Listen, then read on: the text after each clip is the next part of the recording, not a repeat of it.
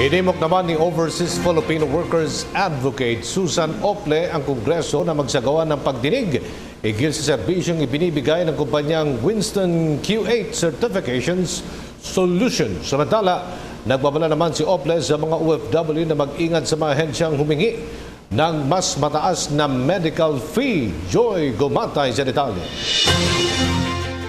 Hinimok ni Susan Ople, isang labor and OFW advocate, ang Kongreso na magsagawa ng pagdinig patungkol sa kontrobersyal na serbisyo ng Winston Q8 Certification Solutions, isang misteryosong kumpanya na di umano'y ang nag-iisang rehistradong ahensya na maaring magsagawa ng medical examination sa mga Pilipinong nais magtrabaho sa Kuwait.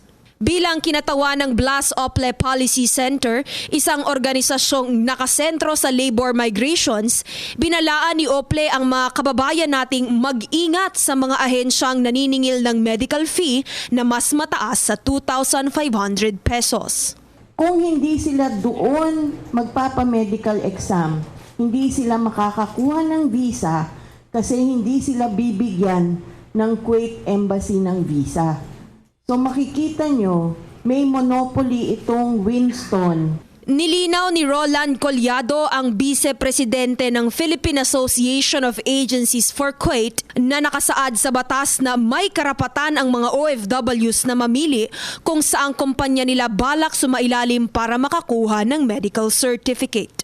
Kaya naman na mapag-alaman ng ahensya ang kahinahinalang gawain ng nasabing kumpanya, agad nilang sinuspindi ang aplikasyon ng mga Pilipinong nais magtrabaho sa Kuwait na hindi pa nakakatapos sa kanilang medical examinations.